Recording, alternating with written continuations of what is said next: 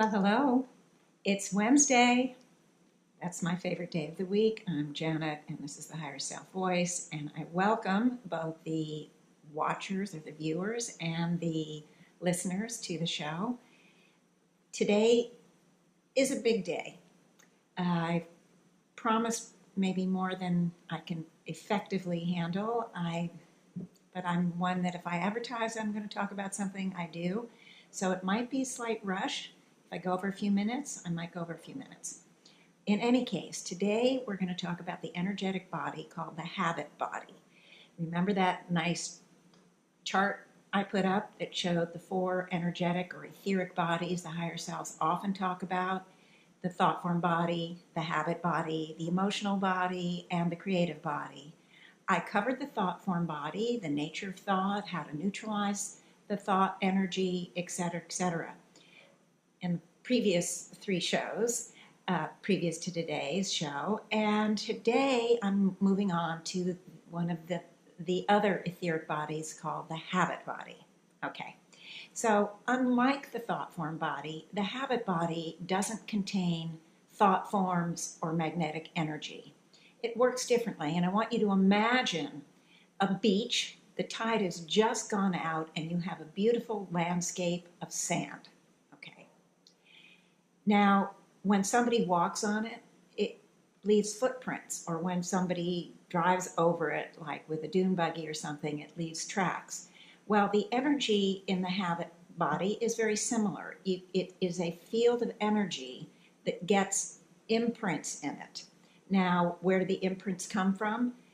Well, they come from our thoughts. So every time we have a thought, not only do we create that magnetic thought energy that moves into the thought form body, we simultaneously make an imprint in this field, this symbolic field of sand. Of course, it's not sand, it's very powerful energy, and I'm going to get to that in just a second. And every like thought, just like in the thought form body, every like thought moves to that thought form body and is magnetically attracted to the like thoughts you've had before. Well, in the same way, every like thought deepens the imprint that you carry at the habit body level. Okay? Now, this means that these two bodies are really working very much together. And it's not only the thought, but here's the thing. The habit body does in fact carry the energy that propels us to action. So these imprints then are the sort of doorway or trigger to have us act. And the deeper the imprint, the more energy is propelling us to act. Okay? Now, there are no new imprints, just to make sure you understand that.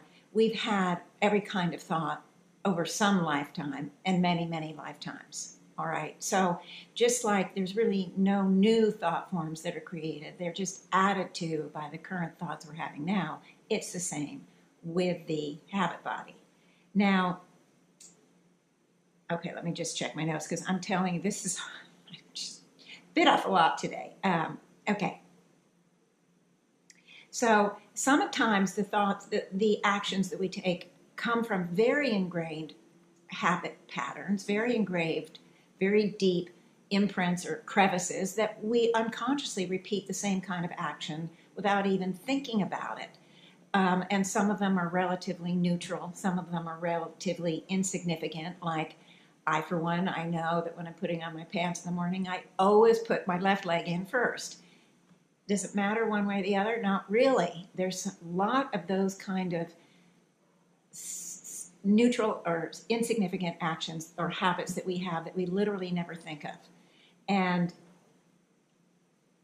there are many others. How about the giggling when we're nervous, or if we're male and we're shaving, we shave this very same way every time. So we have so many of these sort of neutral habits, we don't give a second thought to them, and they really are insignificant. Some are more positive. You get up and you brush your teeth every morning, or you watch the morning news show or something and inform yourself about whatever is going on. There's very positive kind of simple habits that we all have. Some of the more negative ones would be we're about to sit down and watch TV, and every time we do that, we run in and grab a snack to eat. Or maybe we're going through the checkout line at the grocery store and we see all those things that are right at the checkout line, and we have a habit of just doing impulse buying. And then at some point we realize, I really didn't need that. So that kind of thing can be a little bit more troublesome, more problematic, however you want to look at it. However, when we get to the really bad habits, this means that the habit imprints are like crevasses. They are very, very, very deep. And they're working solidly with the thought team, because when we do an action, what do? We have thoughts about the action. So if we want to have a cigarette, for example, and I'm going to talk about smoking in a bit as an example. If we want a cigarette, we have all bunch of thoughts about cigarettes, and then we get a cigarette, and then we have more cigarettes about cigarettes, more thoughts about smoking. So not only are we doing the action of smoking, but we have thoughts that simultaneously add to the smoking thought energies and deepening the imprint simultaneously. So they really do work together, and they're powerful, very, very powerful. Now, the deepest ingrained crevices and habits where the imprints are very, very old, very, very deep, very, very long enhanced, those also carry a lot of emotional element, which makes them even more difficult. For example, smoking. This is the smoking example. When people smoke, it's not just about the nicotine addiction. Smoking has become for them a lifestyle. It's breaks at work. It's activity with friends, speaking and hanging out with friends. It can be a stress reliever, that sort of thing. When you're anxious or you're stressed, you reach for a cigarette. And many, many more elements of smoking that affect different people in different ways. So the fact of the matter is that it isn't just about a nicotine habit addiction. It's a habit because you've made it a lifestyle. You sit after you eat, you have a cigarette. After you do whatever else, you have a cigarette. So the point is that smoking is a lifestyle, and it is much more than just the nicotine addiction. So that when we go to deal with or neutralize these very, very deep crevices, these very, very deep habits, it's probably not going to be neutral in one go. Now, what other things do we find other than smoking of these very deeply, very complex, ingrained habits? Drug addiction, overeating, obsessive compulsive behaviors, all of those kind of things. They are so difficult, and they are difficult to move past or to dissolve because they are highly complex, and they do contain much more than just the simple habit of putting the pants on one left leg at first and then the right leg every time. It is a much more complex situation, and it does take time with the neutralizing. Okay, so how do you neutralize the habit body? Keep in mind, it is not carrying the magnetic energy of the thought form body. So when you use the divine light, yes, we use that, the same kind of divine light I've been talking about since the start, that pure soul essence light, the originating source light, the help of your fifth dimensional side. When we use all that divine energy, what we're doing is we're not demagnetizing like we do in the thought form body. Instead, that energy moves in and fills the imprints, the crevices. I mean, I keep saying crevices because when I've gone into my own thought form my own habit body, oh my gosh, I can see the deep crevices. Now, the way we learned how to do it is we would call in, we'd move into the habit body and we'd call in whatever the habit imprints were that we were working on at the time. But I saw the landscape all around me and it was pitted. I mean, it looked like, using the sand analogy, it looked like people were walking and driving over the sand of a beach for eons. I mean, just impassable, really, no longer recognizable as a nice, smooth beach with just a few footprints on it. So that's but you don't have to do that method now. But when we do call in the divine energy, it moves into and fills the crevices. It fills them so that it evens out and deactivates the propellant of that energy in that field, whatever that habit is. And so and I'm going to be talking about this when I get to the emotional body, which I'm going to start next week. I'm not sure if it'll be 2 weeks or 3. It's a little more complex than the habit body, and I worked 3 shows on the thought form body, and I most likely will do 3 on the emotional body. But in any case, when I get to that, I will explain that we can be neutralizing simultaneously all of these bodies when we work on whatever pattern or issue that we have. So that's the good news. I'm breaking it down so that you understand what is in fact happening. That divine energy knows what to do, right? As long as we invite it in, give it permission to be active, and direct it to where we want it to go. Okay. And even if we make a mistake and we direct it to the elbow when the knee needs healing, I've said this to you before, it will go to the knee because the soul has given permission for that energy to work. So, hey guys, it's a good thing. Okay, so I just want to make sure. Okay. So anyway, this brings us to karma. All right. Karma comes up when the higher selves are talking about the habit body because it is related to the habits. It is related. So many people sort of think of karma as the law of cause and effect. In other words, for every action there is a reaction. So if you do something, it will return to you, good, bad, or indifferent. It will return to you, the karmic response. And often some people think that the souls return over and over again in order to pay off, so to speak, those karmic ties.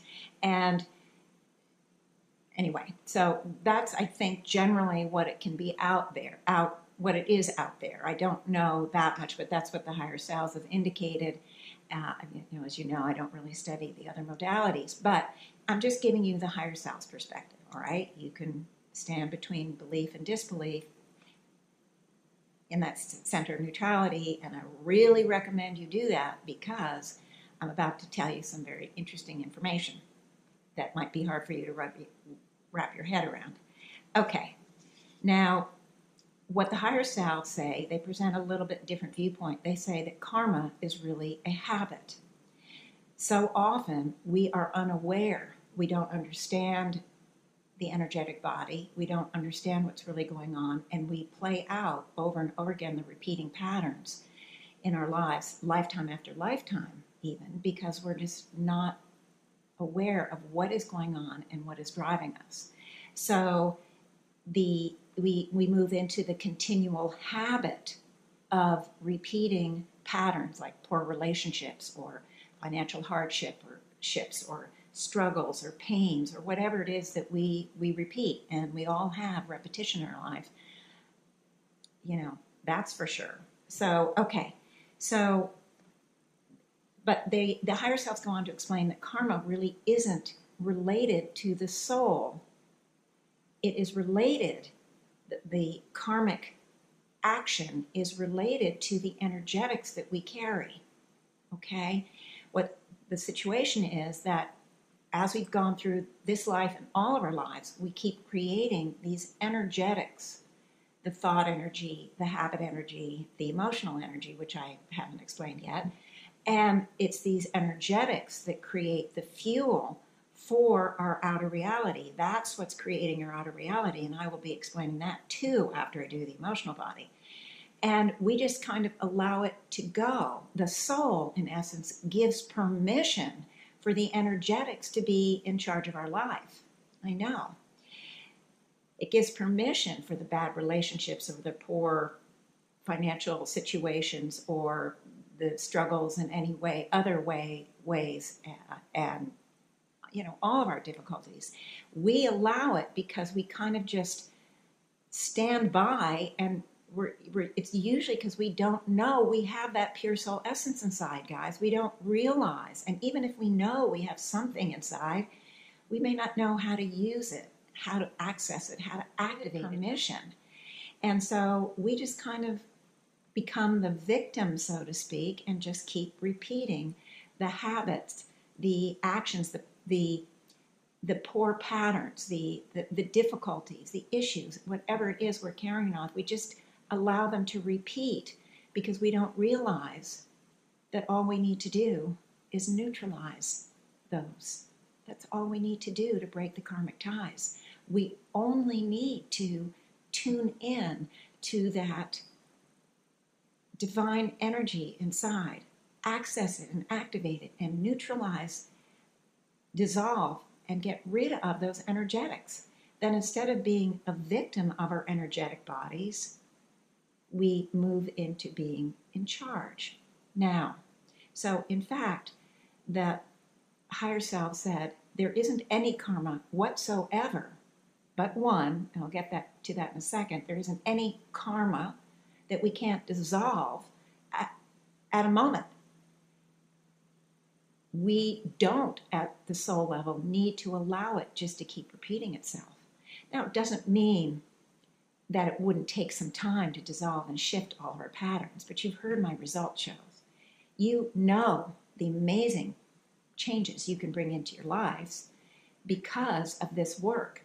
And so what the higher self are saying is that once we stop buying into the program, they used to use that phrase with this karma thing, it's around because we bought into the program. And it doesn't mean that this life you have to believe that, because we've been in many, many lives, many, many spiritual modalities, many cultures and societies that have this karmic idea, and it's just misinterpreted and misread. And so we have it at the inner levels as well. We carry it at the belief system level, even though we're not aware. Perhaps some of us do believe in it, but some of us may not think we believe in it, but we all carry it. So the higher selves just say, we've bought into the program, and so we allow ourselves in a way to be victims of our own energetic bodies.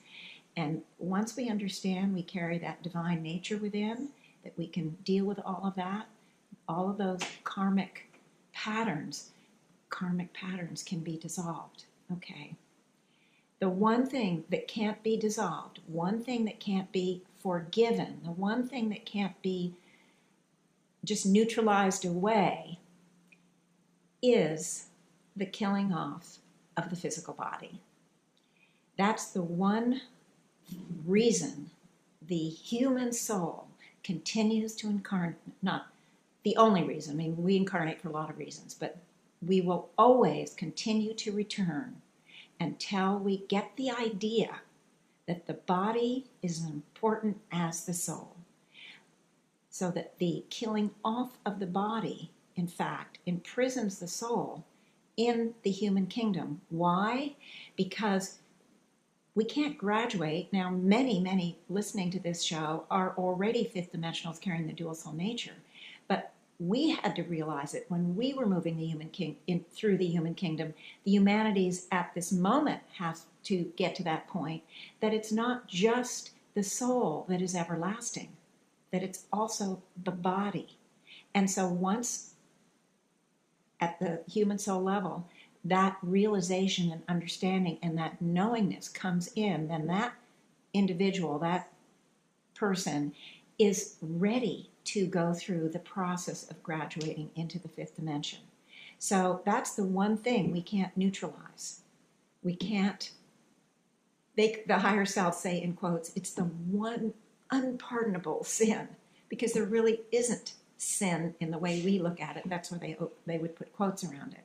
But it is the one thing that we keep returning to, or when we were human and humanities keep returning lifetime after lifetime until they come to understand that. Otherwise, they are, imprisoned in the human kingdom and would not be able to continue their evolutionary process. Eventually, all souls get there. No soul is lost. No soul is stuck in eternity somewhere. That doesn't happen. But the understanding and having that conscious realization helps move the ball along. Okay? Okay. So, what they said is that again, the repeating patterns, it's not, when something bad in our life is, sometimes we say, I must have done something really terrible in another life to deserve this in this life. It isn't that at all, guys. I hope you understand that it really is this energetic garbage, and we just need to neutralize it, okay? Now,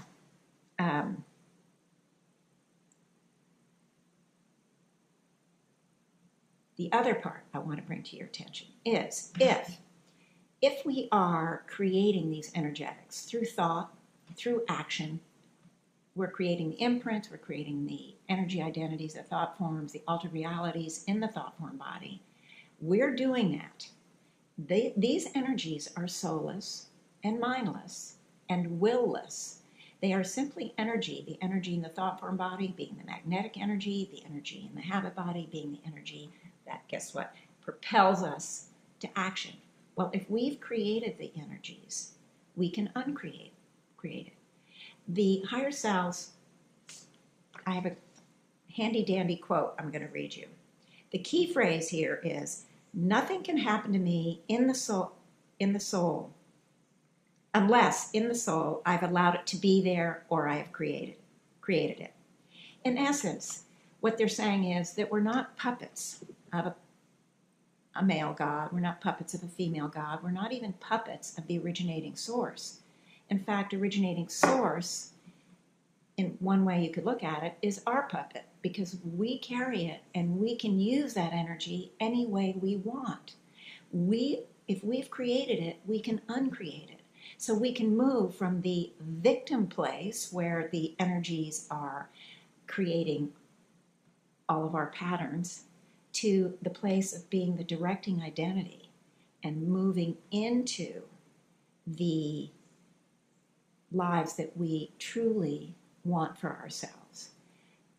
And of course, a lot more. It really opens up so much more and helps us all unfold.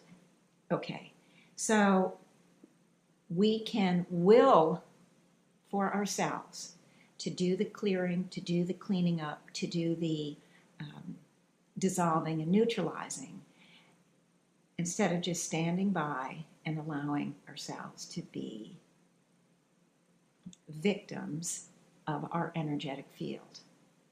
So that, in fact, is the end of what I was going to say, and I'm early even. The time is early. I just raced through it. I left out a lot. But in any case, it is what it is, and there's no reason to keep going. I do want to just let you know that starting next week, we're going to be working on the emotional element, emotional part of the energetic field we carry. It's very important information, no more important than the thought energy, or no more important than the habit energy. They're just powerful energies that are operational in our lives constantly, 24/7. So it's not more powerful, but it's a little bit more, not difficult, but it takes a little time to really clarify it. I want to have you guys walk away from from the information, the emotions, really understanding it at that gut level, and understanding not only what it is for itself, but how it interacts with the other two etheric bodies, the habit and the thought form body. And then when I get to the creative body, you're going to have the foundation to understand just how, without knowing, we just weave our outer realities using all the fuel we've created, fuel that is soulless, mindless, and willless. And we just kind of stand by and let it happen because we didn't know, we didn't understand. And when I started with Joan Culpepper way back in the 80s, this is where they started. For 2 years, they just, I mean, it didn't seem like hammering at the time, but I look back on it and go, wow, they really hammered us. They wanted us to understand in great detail, much more detail than I've shared with all of you. If you guys are interested in more detail, I have a lot more in my book, Choices, Neutralizing Your Negative Thoughts and Emotional Blueprints. It also does address the habits, but I couldn't put habits in the title. Anyway, my books are available on Amazon. They're also available on Kindle and iBook and, all Book Nook or whatever the Barnes & Noble one is. They're available in a lot of different places, so whatever's your druthers, you might want to take a look at it and see if you're interested. Some people aren't. Some people really like to hear or audio learners and whatever. So anyway, if you have any questions, if you want a private session, if you want to make a comment, suggestions even, please email me, jvvmrichmond@gmail.com. JVVM Richmond. Okay, and it's J as in Janet, V is 2 Victors, Victor, Mary Richmond @gmail. I will get back to you. I always do. It may take me a day or two depending on what's going on, but I'll always get back to you. And if you don't hear back from me, email me again. But I will. I'll get back to you. And with that, I really wish you all a wonderful week, and thank you for being a part of the show. I feel like, we're really building a community, and I look forward to many, many more weeks. I have no plans to end the show. Been doing it since 2011. It's a different format now, but I do love it, so it will continue for a long time. And that's why I say you can suggest things to me, because I have so much material. I have no problem coming up with ideas to present, but if I have a suggestion, somebody who really wants to know something about something you've been confused about, something that doesn't sit right with you, something that you've heard about, but you'd like to have some higher self viewpoint on it, please suggest. I'm really open to that too. And with that, I'm going to say goodbye, and I hope you understood that powerful habit body. And now I have to do the outro. Goodbye, guys. Thanks so much for joining me.